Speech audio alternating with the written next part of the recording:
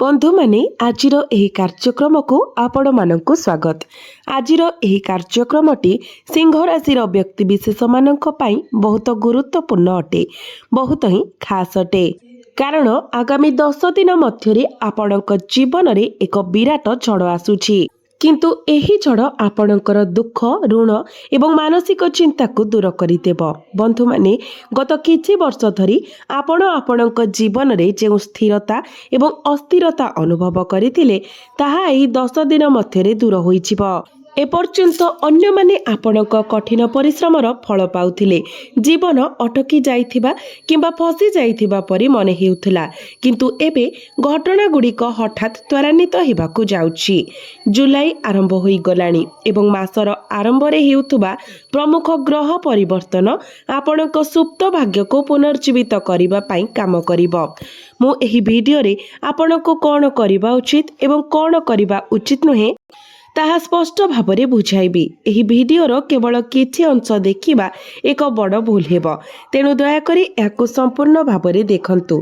बुध निज राशि रे वक्री हेबे एवं शुक्र आपणकर स्वराशि रे प्रवेश करिसंती, जहा गुरुत्वपूर्ण उत्थान एवं परिवर्तन आनिछि।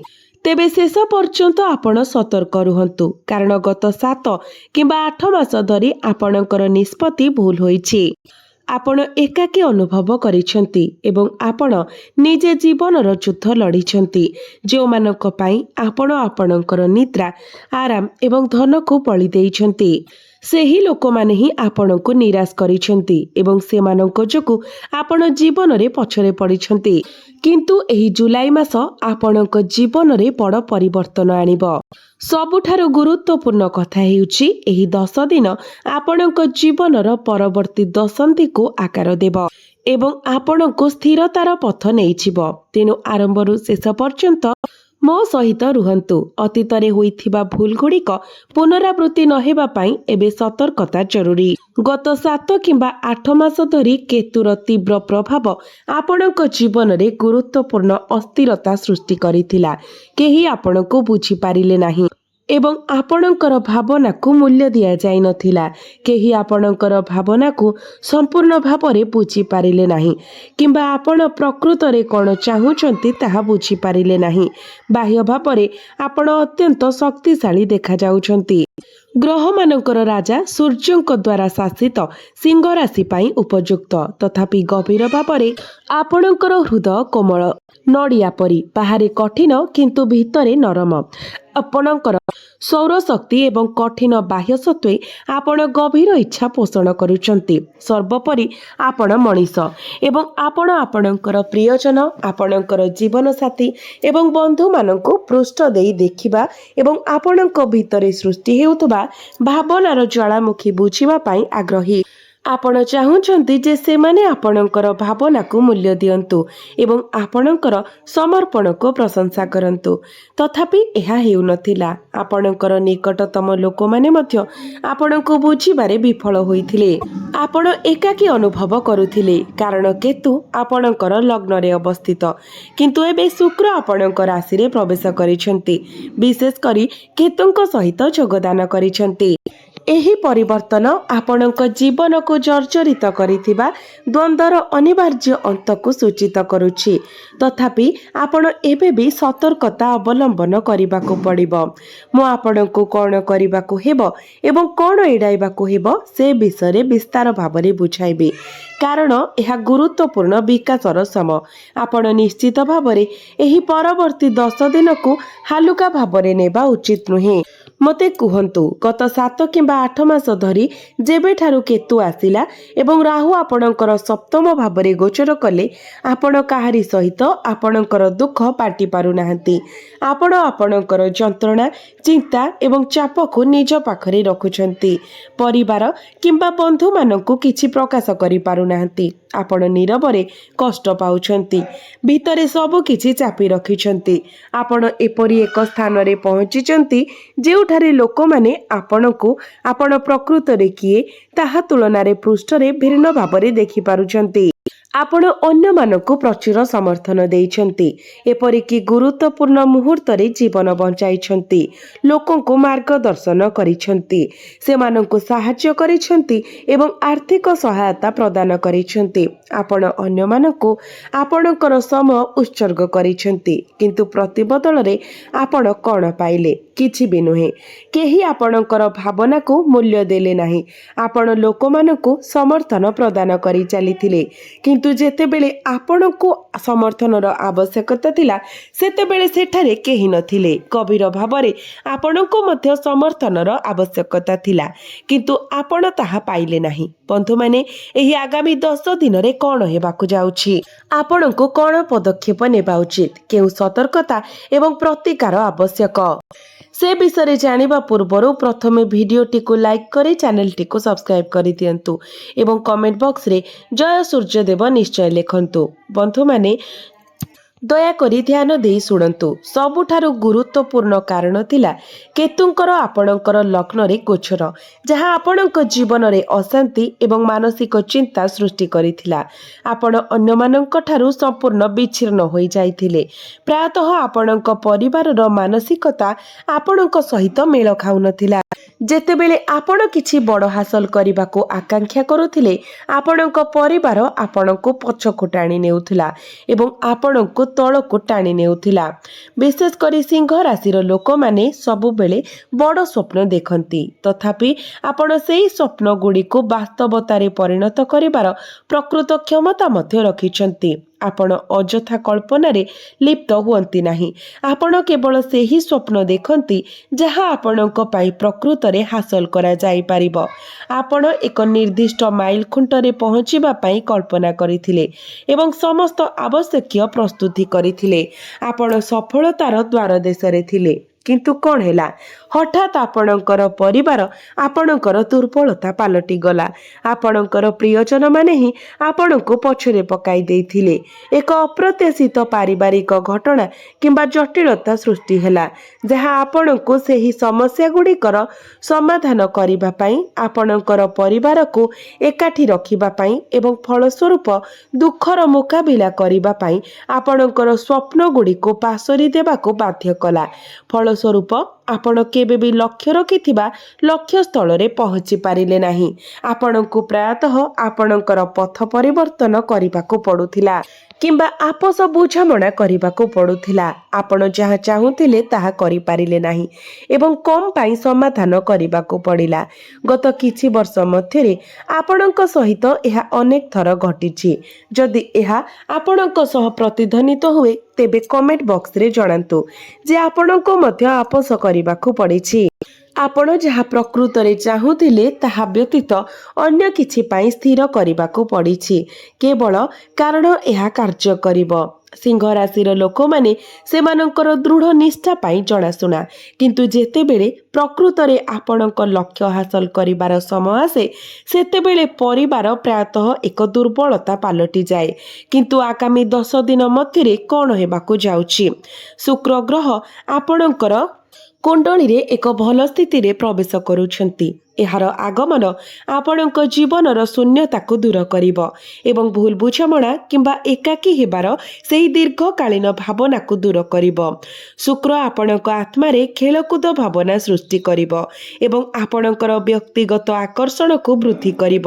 ଏହା ବ୍ୟତୀତ କେତୁ ଏବଂ ଶୁକ୍ରଙ୍କର ଏହି ସଂଯୋଗ ଆପଣଙ୍କୁ ଭିତରୁ ଶକ୍ତିଶାଳୀ କରିବ ଏବଂ ଆପଣଙ୍କ ମାନସିକତାକୁ ସକାରାତ୍ମକ ଭାବରେ ପରିବର୍ତ୍ତନ କରିବ। ଆପଣ ଅଧିକ ସୃଜନଶୀଳ ହୋଇପାରନ୍ତି ଏବଂ ଶକ୍ତିର ଏକ ନୂତନ ଉଷ୍ମତା ଆବିଷ୍କାର କରିପାରିବେ। ଏକ ସମ୍ପତ୍ତି ଯାହା ଆପଣଙ୍କୁ ଆଗାମୀ ସମୟରେ ବହୁତ ସାହାଯ୍ୟ କରିବ। ଆପଣଙ୍କର ବ୍ୟକ୍ତିଗତ ଶକ୍ତି ବୃଦ୍ଧି ପାଇବାକୁ ଯାଉଛି। ଆପଣଙ୍କର ଶାସକ ଗ୍ରହଙ୍କ ବିଷୟରେ କହିବାକୁ ଗଲେ, ଜୁଲାଇ 16 ତାରିଖରେ ସୂର୍ଯ୍ୟ ବୃହସ୍ପତିଙ୍କ ସହିତ ଆପଣଙ୍କର ଦ୍ୱାଦଶ ଭାବରେ ଗୋଚର କରିବେ। ଦ୍ୱାଦଶ ଭାବଟି ଖର୍ଚ୍ଚ ସହ ଜଡ଼ିତ ଥିବା ବେଳେ ଏହା ଦୂରଯାତ୍ରା ଏବଂ ଏକ ବିଶାଳ ସାମ୍ରାଜ୍ୟ ଗଠନ କରିବାର ସମ୍ଭାବନାକୁ ମଧ୍ୟ ସୂଚିତ କରେ। ଯେତେବେଳେ ସୂର୍ଯ୍ୟ ଏବଂ ଗୁରୁ ଏକତ୍ର ଗୋଚର କରନ୍ତି, ତ ଏହି ସଂଯୋଗ ଆପଣଙ୍କର ସଂକଳ୍ପକୁ ଦୃଢ଼ କରିବ ଏବଂ ଆପଣଙ୍କ ଲକ୍ଷ୍ୟ ହାସଲ ହାସଲ କରିବାରେ ସାହାଯ୍ୟ କରିବ। ଆପଣ ଯାହା କଳ୍ପନା କରିଛନ୍ତି ତାହା ଆପଣ ହାସଲ କରିପାରିବେ। ଆପଣ ନିଜ ଇଚ୍ଛା ଅନୁଯାୟୀ ଚାକିରି ପାଇପାରିବେ। ଏହା ପଦୋନ୍ନତି ହେଉ, ବିଦେଶରେ ବସବାସ ହେଉ କିମ୍ବା MNCରେ କାମ ହେଉ, ଏହା ଭ୍ରମଣ ପାଇଁ ମଧ୍ୟ ଏକ ଉତ୍ତମ ସମୟ। ଏହା ନିଜକୁ ଚିନ୍ତା ଏବଂ ଚାପରୁ ମୁକ୍ତ କରିବାର ସମୟ। ଯେଉଁମାନେ ଏକ ସକାରାତ୍ମକ ମାନସିକତାକୁ ପ୍ରୋତ୍ସାହିତ କରନ୍ତି, ଆପଣଙ୍କ ଜୀବନରେ ସକାରାତ୍ମକତା ଆଣନ୍ତି ଏବଂ ଆପଣଙ୍କୁ ଆଗକୁ ବଢ଼ିବାରେ ସାହାଯ୍ୟ କରନ୍ତି, ଆପଣଙ୍କୁ ଏପରି ଲୋକ ଏବଂ ସମ୍ପର୍କକୁ ଛାଡ଼ି ଦେବାକୁ ପଡ଼ିବ ଯାହା ବାଧା ସୃଷ୍ଟି କରେ କିମ୍ବା ଆପଣଙ୍କ ଚିନ୍ତାଧାରାକୁ ସୀମିତ କରେ। ଏହିପରି ବ୍ୟକ୍ତିମାନଙ୍କ ଠାରୁ ନିଜକୁ ଦୂରେଇ ରଖିବାର ସମୟ ଆସିଛି। ପସନ୍ଦ ଆପଣଙ୍କର। ଏହା ବ୍ୟତୀତ ସୂର୍ଯ୍ୟଙ୍କ ଦ୍ୱାରା ଶାସିତ ସିଂହ ରାଶି ଭାବରେ ଆପଣଙ୍କର ଏକ ଅନନ୍ୟ ସ୍ଥିରତା ଅଛି। ଏପରି ସମୟ ଅଛି ଯେତେବେଳେ ସୂର୍ଯ୍ୟ ନିଜର ଦୁର୍ବଳତାର ଚିହ୍ନରେ ପ୍ରବେଶ କରନ୍ତି କିମ୍ବା ଶନିର ପ୍ରଭାବ ଆପଣଙ୍କୁ ସବୁ କିଛି ହରାଇବାକୁ ବାଧ୍ୟ କରେ। ଧନ, ପରିବାର ଏବଂ ସମ୍ପତ୍ତି। ତଥାପି କାରଣ ଆପଣ ସୂର୍ଯ୍ୟଙ୍କ ଦ୍ୱାରା ଶାସିତ ସିଂହ ରାଶି, କିଛି ଉଲ୍ଲେଖନୀୟ ଘଟଣା ଘଟେ। ସବୁ କିଛି ହରାଇବା ପରେ ମଧ୍ୟ ଆପଣଙ୍କର ଏକ ଅଦମ୍ୟ ସାହସ ଅଛି। ଆପଣ ପୁଣି ଉଠି ଆପଣଙ୍କର ସାମ୍ରାଜ୍ୟକୁ ପୁନଃ ନିର୍ମାଣ କରନ୍ତି। ଯଦିଓ ଆପଣଙ୍କର ସମ୍ପତ୍ତି ବିକ୍ରି ହୋଇଯାଏ କିମ୍ବା ଆପଣ ନିଜକୁ ଆରମ୍ଭରୁ ପାଆନ୍ତି, କିଛି ମାସ କିମ୍ବା ବର୍ଷ ମଧ୍ୟରେ ଆପଣଙ୍କର ସାମ୍ରାଜ୍ୟକୁ 2 କିମ୍ବା 3 ଗୁଣ ବୃଦ୍ଧି କରିବାର ଆଭ୍ୟନ୍ତରୀଣ ଶକ୍ତି ଆପଣଙ୍କ ପାଖରେ ଅଛି। ଏହା ହେଉଛି ଆପଣଙ୍କର ପ୍ରକୃତ ଶକ୍ତି। ଆପଣ ଏପରି ଏକ ରାଶିର ଲୋକ ଯାହା ସମସ୍ତଙ୍କୁ ସମର୍ଥନ ପ୍ରଦାନ କରେ। ଆପଣ ସମସ୍ତଙ୍କୁ, ଏପରିକି ଅପରିଚିତ ଏବଂ ଶତ୍ରୁମାନଙ୍କୁ ମଧ୍ୟ ସମର୍ଥନ ପ୍ରଦାନ କରେ। ଆପଣ ମୃତ୍ୟୁମୁଖରୁ ଲୋକମାନଙ୍କୁ ରକ୍ଷା କରନ୍ତି। ସିଂହ ରାଶି ଭାବରେ ଆପଣ ଅନ୍ୟମାନଙ୍କୁ ନିରାପଦ ସ୍ଥାନକୁ ନେଇଯିବା ଏବଂ ବୁଡ଼ି ଯାଉଥିବା ଲୋକଙ୍କ ପାଇଁ ଜୀବନରେଖା ଭାବରେ କାର୍ଯ୍ୟ କରିବାର ଶକ୍ତି ରଖନ୍ତି। ତଥାପି ମଣିଷ ହୋଇ ଆପଣଙ୍କର ମଧ୍ୟ ଇଚ୍ଛା ଅଛି। ବିଶେଷ କରି ଆପଣଙ୍କୁ କିଛି ନ କହି କେହି ଆପଣଙ୍କୁ ବୁଝିବା ପାଇଁ ଇଚ୍ଛା। ଆପଣ କଥା ହେଉନାହାନ୍ତି କାରଣ ଆପଣ ରାଜାର ରାଜକୀୟ ସ୍ୱଭାବ ବହନ କରୁଛନ୍ତି। ସାହାଯ୍ୟ, ସହଚର୍ଯ୍ୟ କିମ୍ବା ପ୍ରେମ ମାଗିବା। ଆପଣ ପସନ୍ଦ କରୁଛନ୍ତି ଯେ କେହି ନିଜେ ଆଗକୁ ପାଦ ବଢ଼ାନ୍ତୁ। ଯଦି ସେମାନେ କରନ୍ତି ତେବେ ଏହା ଆଶ୍ଚର୍ଯ୍ୟଜନକ। ଯଦି ନୁହେଁ ତେବେ ଆପଣ ଚୁପ୍ ରୁହନ୍ତି। ଯଦିଓ ଆପଣ କ୍ଷୁଧାଗ୍ରସ୍ତ, ଆପଣ ହୁଏତ ଆପଣଙ୍କର ନିଜ ପରିବାରକୁ କହିପାରିବେ ନାହିଁ ଯେ ଆପଣ ଭୋକିଲା ଅଛନ୍ତି।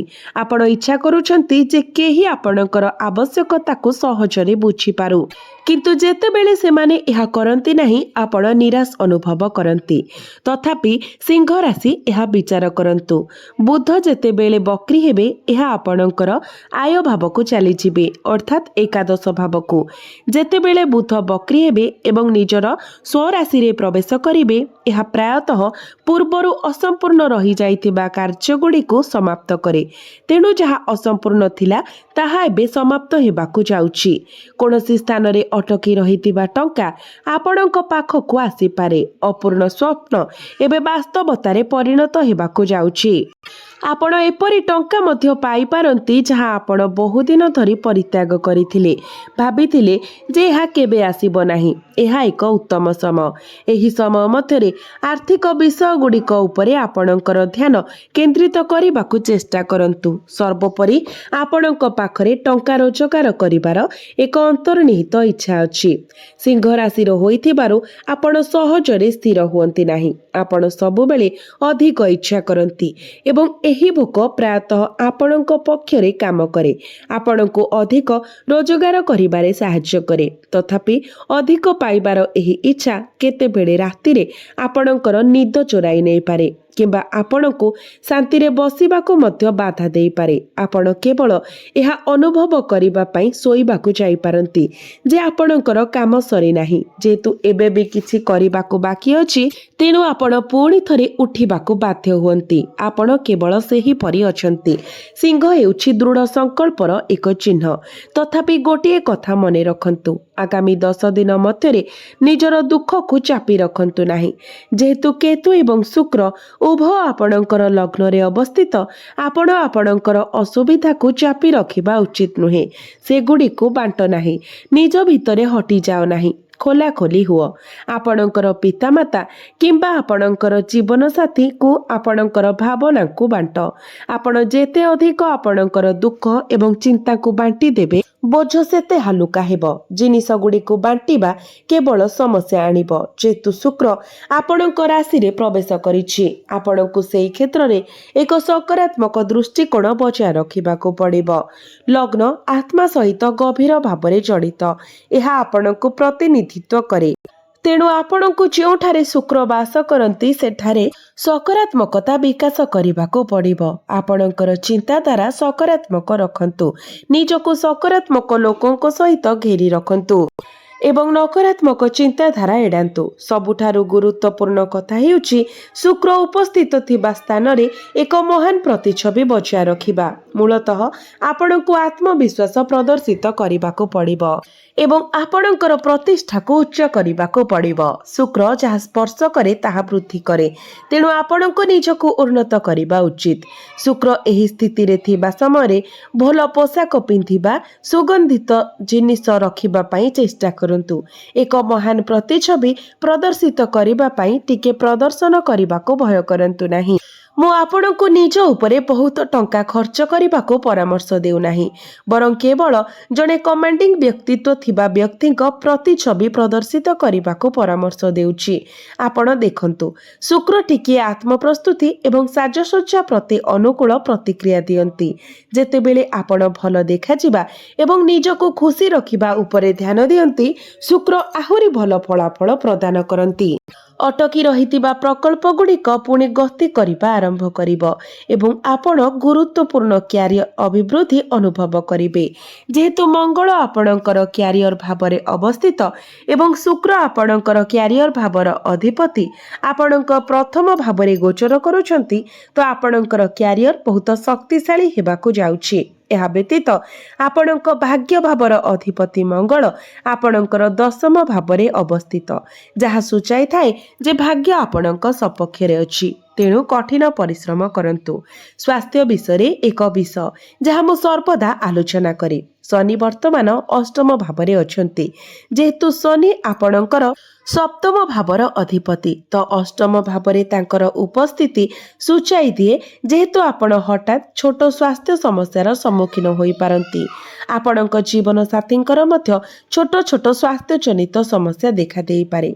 तेणु एहार प्रतिकार स्वरूप भगवान शनिंकर मंदिर परिदर्शन करंतु एवं कुकुर मानकु प्रत्येक दिन रुटी किंबा बिस्कुट खाइबाकू दियंतु। निजर यथा संभव गरीब एवं असहाय व्यक्ति मानकु साहाय्य करंतु एवं प्रत्येक दिन हनुमान चालीसा पाठ करंतु एवं प्रत्येक दिन उदित सूर्य को आपण तंबा पात्र रे जलार्घ्य अर्पण करंतु। वर्तमान समय आपणकर स्वास्थ्य प्रति सतर्क रुहंतु एवं अत्यधिक ऋण नेबारु बंचंतु। एहा बदलरे पूर्वरु थिबा ऋण परिशोध करिबा उपरे ध्यान दियंतु। एहा सहित गुप्त शत्रु मानक ठारु सावधान रुहंतु। आपणकर योजना गुड़िको गोपनीय रखंतु एवं अन्य मानक सहित आगामी प्रकल्प गुड़िक विषय आपणकर भावना किंबा विवरणी बांटिबारु बंचंतु। एही कथा गुड़िको भल भाबरे मने रखंतु।